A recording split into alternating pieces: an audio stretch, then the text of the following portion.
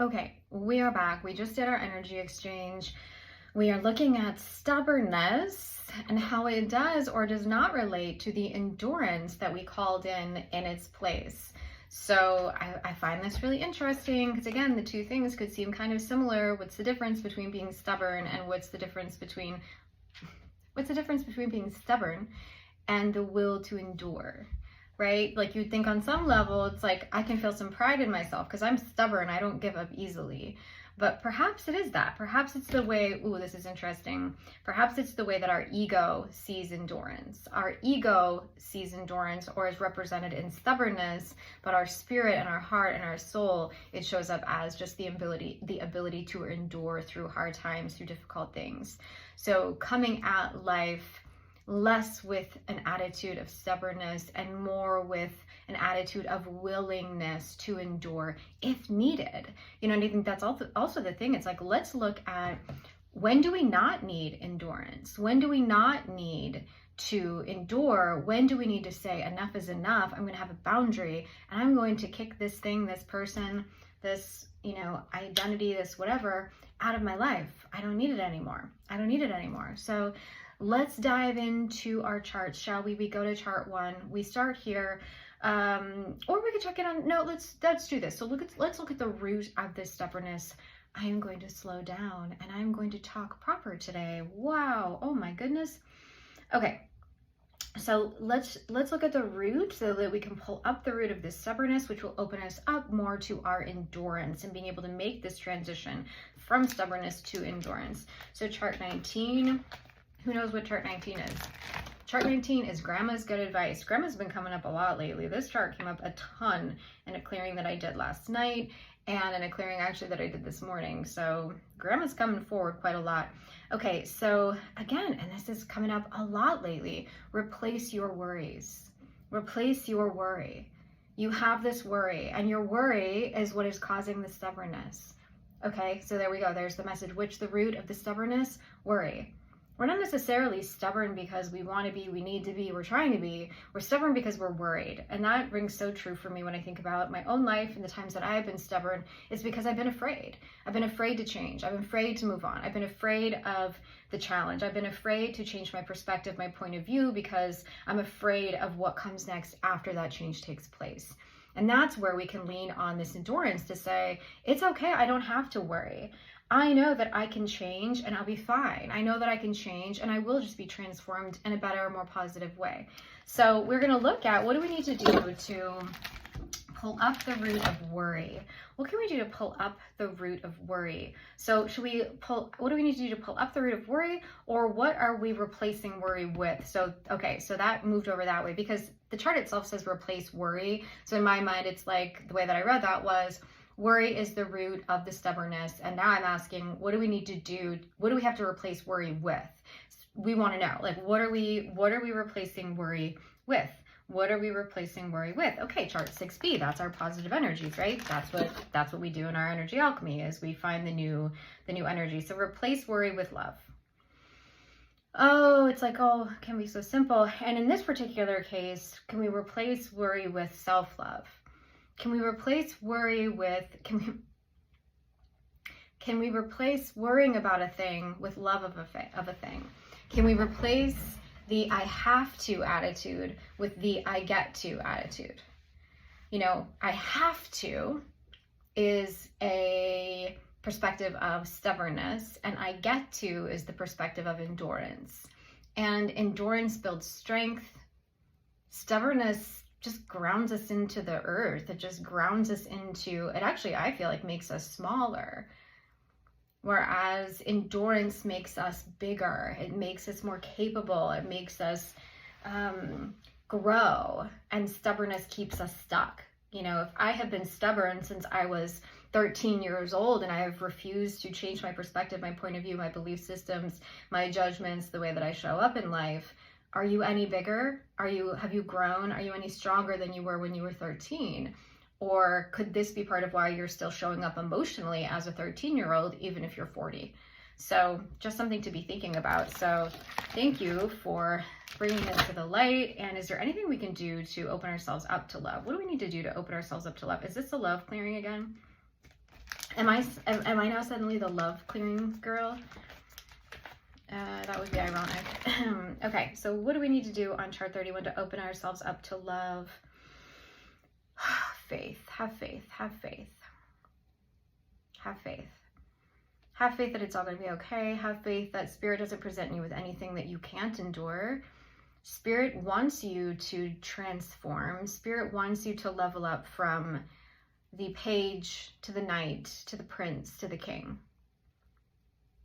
You know, from the princess to the queen. That is what Spirit is saying in this chart right now.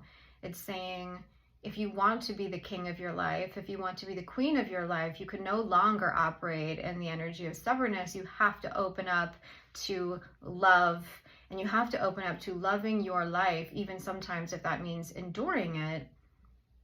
But the really big thing I'm seeing right now is just the willingness to endure change, and the way we endure change is through love.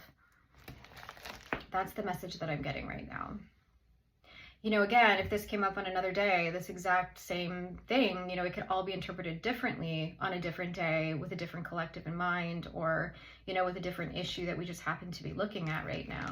So, final assurance, what else do we need to do to open ourselves up to love? What else do we need to do to open ourselves up to love? Oh, so there are some discarnates, which is beings not incarnated, who are trying to block us to love, trying to block us, honestly, to this clearing. And so wherever they may be in our soul's evolution, wherever they may be hiding out in our physical, mental, emotional, spiritual environment, we're asking for it to be revealed and for them to be filled with light and sent back to their right and perfect location. Whole washed and purified in the light of source. Like, we don't have to be scared of discarnates. We don't have to be angry at discarnates. We don't have to think, you know, give them meaning or our life force. We just have to say, this is not something that is serving me here and now. I let you go to do something else. I release you to go do something else. And, you know, discarnates love to feed off of dense energy like stubbornness, like fear and worry. Discarnates, you know, icky energy, demonic, satanics, whatever you want to call it, they can't feed off of love. That is not their life force. That is not their nourishment. That is not what they can consume. They can't consume it because they can't transform love into the hate that they fuel off of. And so we are just really thinking about, you know, separating ourselves from anyone or anything that is fueled by icky energy, and we are just filling ourselves so much up with the good, positive things like love, that these dark forces, the icky things in life, really are not interested in being around us because we have nothing for them to feed off of. Is this weird? Are you like being taken aback by my words right now? It's a little weird, I'm not gonna lie. Anytime I start talking about discarnates and satanics and demonics, I'm like, okay, either one, the algorithm is going to block this, or two, I'm just going to like freak everybody out. But it's what's coming up right now, so I just have to say it. All right, what else are we going to do right now? So let's look at what percent is the collective open now to love? 100%. And what percent are they open to transformation? 100%. What percent is the collective open to releasing worry? Okay, 0%. And what percent is the collective now open to their endurance? 100%. So we need to release worry. And then what percent is the collective blocked to endurance? 100%. So we gotta release worry and we gotta unblock ourselves to our endurance. So how can we release worry? What are we gonna do to release that worry? 31, is this 31 or is this 32? 32, okay. 32. So 32, chart 32. What do we need to do to release ourselves from this worry? It's in our DNA, our chromosomes, and our trailers. So we're just asking for complete healing of all of our DNA and our chromosomes, our RNA, anything on a cellular level, anything on an atomic level that is influencing us in this kind of a way that is preventing us from releasing ourselves from this worry. And I'm really seeing that this is passed down from generation to generation to generation. It's a very normal human thing to worry. I think it's part of our survival mechanism. It's just a part of what we do. And it's also not necessary. We can let it go when we want to let it go. I have a very, very, very little anxiety anymore. I have very, very few worries anymore. Like, I worry very rarely. And it's because of this relationship I built with spirit, this trust that I have in the universe, this trust that I have that I am divinely loved and protected. And I don't really worry about a lot of things anymore, even bad things, even death. You know, even the death of anything. The death of my identity, okay. The death of my career, it's gonna have to be what it's gonna be. The death of, you know, anything. There's just no need to worry because we have so little control over all of that. And I genuinely feel divinely protected and loved. And, you know, you can too. But you have to open yourself up to it, and you have to release yourself from the programming and from the belief system of your family. If it was very common, if it is very common in your family to be filled with worry, doubt, insecurity, fear, well, then that is what you will have. And you might even end up feeling like an outcast if you don't worry. If you're at Thanksgiving and everybody's trying to worry and you're like actually not that worried about it and you're not engaging in the worry, you might become an outcast. People might roll their eyes at you. They might even think you're being mean. I've had that happen to me recently. Why are you being so mean that you're not getting involved in this worry with me? Well, because I'm just not worried about it, and I don't think any of us should be. I'm not trying to lack compassion. And also, there just comes a certain point where you cannot keep continuing to engage in the worry. If you are worried about something, it is asking you to do something. It is asking you to act. Worry without action is paralyzation. Worry without action is a waste of time. If you're worried, do something about it. Change what you're worried about, you know, or let it go and trust in spirit and trust that that thing is going to get resolved one way or the other, and you're going to be fine no matter what. And again, these statements, these words, this clearing is not for people who are struggling with something, you know, life altering, like a cancer diagnosis or something. I'm not telling you to no longer worry about it. If you found out that your husband's having an affair, okay, you can worry about that stuff. But I think overall, I'm talking about the genealogy of worry. I'm talking about the ongoing culture of worry. That's what you can separate yourself from. This just this have to worry that isn't always sensical, that really is just paralyzation of will. All right, is there anything else we can do to clear for the collective today? 8B, 8B, 8B. 8B, okay, 8B. What do we got going on here that we can benefit the collective to let go of worry? Well, we're also looking at alcoholism and addiction. So are you using alcohol and addiction of any kind to soothe your worry, which really just means escapism, which really just means you're not acting on dealing with the issue that's causing you worry, but it's just allowing you to worry. And there's your stubbornness. So instead of enduring the worry, the pain, the hardship, and then feeling it, living in it, and growing from it, and then changing your life, you are just running from the worry, numbing the worry, muting the worry with alcohol, drugs, whatever addiction, but doing nothing to change your life. So this is for you. If you're resonating with this right now, and your ego might even be like on edge, and you might even like hate me a little bit, but if you're resonating with this and you're like, yeah, no, that's what I do. I drink when I'm worried, because then when I drink, I'm not as worried anymore. And it's because I've just numbed the truth. I've numbed the truth of my worry. And the worry is trying to tell me something. The worry is trying to tell me what is not working in my own life. And I'm using the alcohol, I'm using the addiction to run away, to escape, to not listen to that. Because action and acting on our stubbornness and on our worries feels so scary for a lot of people. And I'm just clearing everybody's blocks to optimism and believing that it's all going to work out, and you can work it out. You can be okay. Ooh. And we're also clearing the feelings of injustice, feelings of frustration, any fear of life people might be struggling with, any guilt, feelings of helplessness, illness that has been caused and created by this worry, by this stubbornness, by this lack of love, and then health abuse. And these are all the energies that hold up alcoholism and addiction. Those are the energies that are underneath of it, that hold it up, that build it up. They're little roots. They are the cinder blocks that hold it up, that hold up the tower of addiction and worry, are all those things I just mentioned. And I want you to just imagine them destroyed right now. So if all those things are gone, if all those energies I just mentioned, illness, health abuse, gosh, what were all of them? Let's say them again. Let's just look at it, because why not, right? So feelings of injustice that have been causing you to drink or operate inside of addiction. Feelings of frustration that have been causing you to drink or operate inside of addiction. The fear of life that you are numbing yourself from. Guilt and shame. Feelings of helplessness. illness, and health abuse. Those are all of the cinder blocks that hold up addiction, and we're destroying them for you. Now they are just dust floating out into this beautiful Oregon sun that we have going on right now, just like that little dust that is floating away. That was part of those energies that are now destroyed and released for you to be able to go operate inside of endurance. And that means, again, enduring the difficulties that are going to come when you change your life, but it's going to be fantastic. In the end, it's going to be fantastic because we're not going to be stubborn. We're not digging down our heels. We're enduring through movement and action, enduring the difficulty that comes when we move and act, and then build this beautiful life for ourselves. No longer addicted, no longer chained to outdated ways of thinking and believing, no longer chained to our worries and our fears and our insecurities. Doesn't that feel good? God, I feel better already. Do I even have a cold anymore? I love this work. Accepting.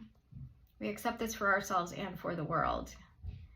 We accept the truth of our stubbornness and what it was providing for us. We accept the truth of our addiction and what it was providing for us. I have a person in mind right now who happened to just tell me yesterday of an addiction they were struggling with, and we're calling this in for them right now. Yeah. We're accepting ourselves as miracle workers. We accept ourselves as magicians, as high priestesses, as healers, as architects of our own life, as architects of beauty and love and transformation.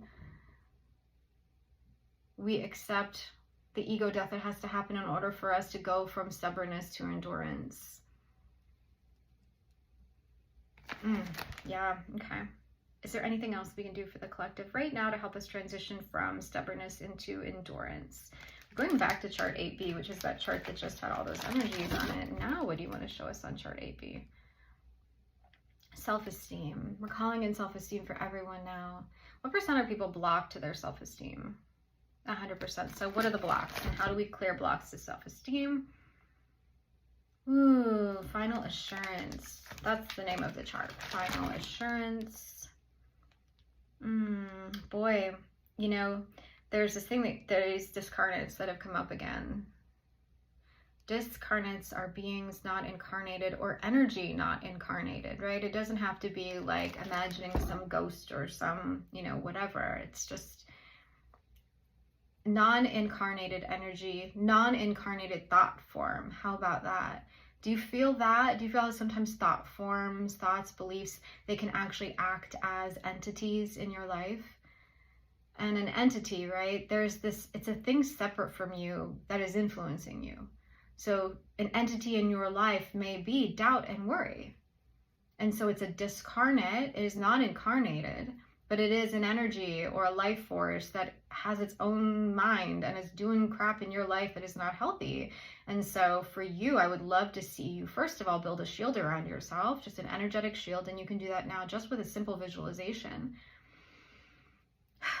And then if you'd like, with your power that you have as energy alchemists, you know, remove them, kick them out and slam the door in their face, or talk to them kindly and nicely and ask them if they're interested in transforming into something more beneficial in your life. Send them back to love and light, send them to the fiery pits of hell. For all I care, just destroy them and get rid of them if they are not serving you, or befriend them. And then again, in that befriending process, they become something new and something different, something transformed. So you get to decide what you want to do here and how you want to release yourself from these, you know, non-incarnated energy forms, thought forms, beings, programs, whatever the case may be. Okay, so now what % is the collective open to releasing their stubbornness? 100%. What % are they blocked to releasing their stubbornness? 0%. What % is the collective open to love? 100%. What % is the collective open to releasing worry? Not. It's that worry thing. So anything else we can do to release worry? We're just going to look at this worry thing one more time. I don't even know if I'm asking all the right check-in questions anymore. Okay, so the embryo of the worry is what's left. So that's great, right? We've cleared all the other components of the worry. We're just down to that original embryo, that original moment where this thing met this thing and this worry was formed. And we're just using the power of our words and the power of our mind to say it is dissolved, it is disintegrated, it is wiped off the map, it is wiped out of the memory banks. The core, the seed of this worry is no more. Say that to yourself. The seed of my worry is no more. It's done. It's done. It's done. Have we dissolved and disintegrated the embryo of the worry? Yes. So now what percent is the collective open to releasing worry? Yeah, you're 100% open now. You were just, it was that seed. That seed was still stuck in your craw, if you will. All right. Is there anything else we can do for the collective now, Spirit? Is this a chart or no, we're done? No, we're done. Okay, beautiful. 20 minutes. So we're going to go to our chart 6B, our replacement energy. We already know we're calling in endurance. And what else are we calling in today? What is the replacement energy as we do 100% of 100% of mop up? Hospitality, love of self, intelligence. Hospitality, love of self, and intelligence. We're calling those things in for all of us now. Do you feel it? Do you feel it? Do you accept it? You can say, I accept this for myself and for the world. And right now, if you'd like, you can apply this clearing to anybody you would like to apply this clearing to. Name someone. Name someone in your heart and mind that you would like this clearing to apply to now. All right, everybody. I hope that this was helpful in some way, shape, or form. And check back tomorrow. Hopefully, the health will still be healthing, and we'll be ready to go for another episode of Clearing with Kate.